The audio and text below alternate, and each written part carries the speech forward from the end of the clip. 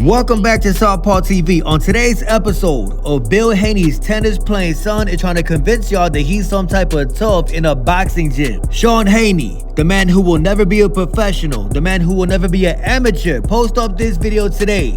What are y'all looking at? You're looking at a cheerleader pretending he excited because he watching Devin Haney brothers spar. You did not see zero footage of the actual sparring. What you did see was the end of the sparring. Everybody take a look at Devin Haney brother walking up to the camera like he's some type of killer. Why does the man think he tough? Because he made his sparring partner nose bleed. Hey, why do I feel like this is scripted? Why do I feel like dude wasn't really bleeding? Let me find out he bit one of them bite and bleed joints and smeared it on his face. Y'all know what I'm talking about. Them little blood packets that the WWE wrestlers bite to smear blood on their face. The bite and bleed joint.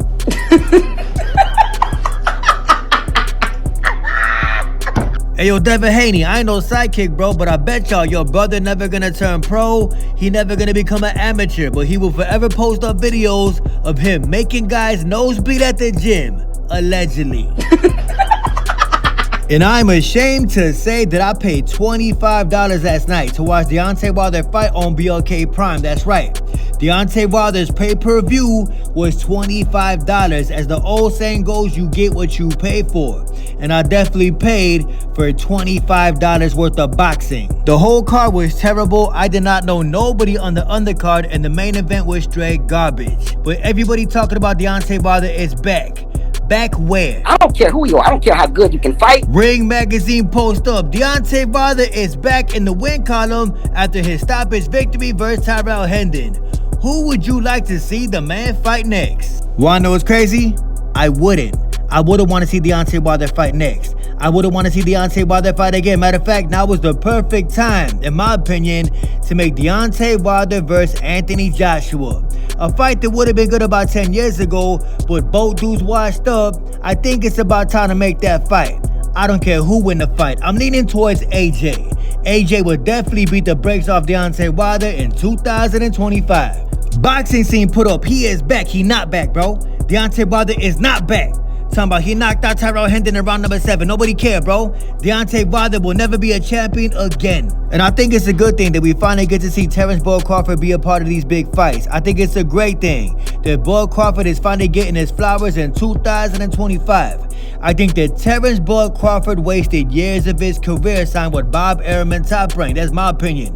I think Bud Crawford should have been left Bob Arum years before he actually did. So this fight, I ain't scared of shit. Hey, I never say that. Your uncle say that, not me. I ain't scared of shit. As you see, the last press conference, Wait and see. when I walked you down, and you supposed to be the bigger man. Yeah, hey, you say that because you're fighting with nobody. Bud Crawford and Canelo were fake going back and forth today at the press conference. They gotta sell the fight. Little bit of trash talk, but nothing serious. But everybody check out the shoes that Canelo Alvarez wore today. The man did not wear high heels. And because the man did not wear high heels, it showed that Bud Crawford is definitely the taller man. I cannot lie to you. You cannot tell much by a press conference, but I must say, Bud Crawford seemed definitely more confident at this press conference, and Canelo Alvarez was just looking for the fans to bail him out. That's my opinion. Canelo Alvarez think he gonna beat Bud off his presence and reputation alone. It does not work that way.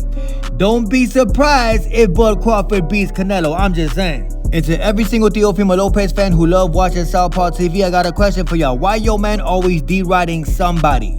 First, Teofimo Lopez was D-riding Canelo Alvarez just to get some attention. Then the other day, he was D-riding Floyd Mayweather. Today, he was D-riding Manny Pacquiao. Hey, yo, Manny Pacquiao, check me out, bro. I can shadow box real fast, just like you. Hey, yo, Teofimo Lopez, with all due respect, back in the day, Manny Pacquiao would have dog walked your ass, bro.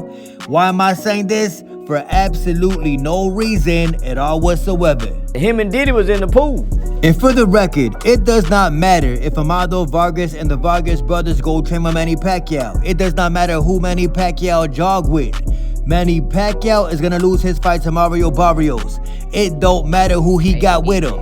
Amado Vargas, Fernando Vargas, and Emiliano Vargas, Teofimo Lopez, or whoever cannot fight for Manny Pacquiao. Just because Manny Pacquiao shadowbox fast does not mean he could compete in 2025. Manny will lose to Barrios, mark my words. Manny Pacquiao talking about, I think I got 2 or 3 more fights left. I feel like I could do this for another couple of years. My goal is to be the oldest champion and retire as champion. Keep on thinking that, bro. I think what Manny Pacquiao meant to say is that he want to sell his name for 2 or 3 more fights. He want to collect y'all money, steal y'all money for 2 or 3 more fights. Manny Pacquiao will not retire as a champion. He never gonna be a champion again. Mark my words. Floyd Mayweather is better. And Miss Alicia Baumgartner post up on Twitter, I don't compete, I remind them who set the bar. Everybody check out this picture of Miss Alicia Baumgartner. Why am I showing this picture of Miss Alicia Baumgartner? For absolutely no reason at all whatsoever. Southpaw, it don't matter. And before these dudes head to the ring later on tonight, at the weigh-in yesterday, everybody came in shape, everybody made weight except Mr. Tevin Farmer. On the man's first attempt, he missed weight. But then again, he is from Philly. Philadelphia, Pennsylvania is not professional. How you gonna be soft and unprofessional? I look forward to seeing Miss Holly Holm return to the sport of boxing. I like Holly Holm. She was a great MMA fighter. She destroyed Miss Ronda Rousey in MMA after Ronda Rousey disrespected Floyd Mayweather. The woman returns to boxing. I look forward to seeing her fight. I don't care what y'all say. You can't judge me if you don't know me. And what y'all think gonna happen in that main event between Jake Paul and Julio Cesar Chavez Jr.? If this was about 10 years ago, I would pick Chavez Jr. I would pick Chavez Jr. easily. I'm talking about the Chavez Jr. that fought Sergio Martinez, for example. Chavez Jr. in his prime would dog walk Mr. Jake Paul, but it is 2025 and Jake Paul is not going to take a risk. I got Jake Paul possibly making Chavez quit in the later rounds. That's my prediction. I think Chavez Jr. is past his prime, out of shape. I think Jake Paul probably going to hurt the man and stop the man, and he going to think he a legitimate boxer. And I guess it was Shakur Stevenson's birthday yesterday. What was the man doing on his birthday? Pretending he was some type of Latin king. Everybody take a look at this video of Shakur Stevenson throwing up Latin kings with a crown on his head. Shakur Stevenson, you is not a gangster, bro. The furthest thing that Shakur Stevenson is a gangster. And on Southpaw TV, I gotta remind y'all every single day if I got to. Shakur Stevenson once said he would pay for Greg Hackett to fly to the city of Chicago, and he did not do a damn thing. There was nothing gangster about Shakur Stevenson. More proof that there is nothing gangster about Shakur Stevenson. The man posted up this picture today. It is Shakur Stevenson at 13 years old. What was the man doing at 13? He was in a boxing gym trying to become a professional boxer. And there ain't nothing wrong with that. There is nothing wrong with a man trying to become a pro boxer. But don't go thinking for a second that Shakur Stevenson is on no type of street activity. Don't go thinking for a second that Shakur Stevenson is some type of gang member. The man is harmless. I already proved that. Sunday it is. On top of that, Shakur Stevenson's teammate, Mr. Manny Chance, fought today on King's Promotions, that weak promotion out of Philadelphia, Pennsylvania.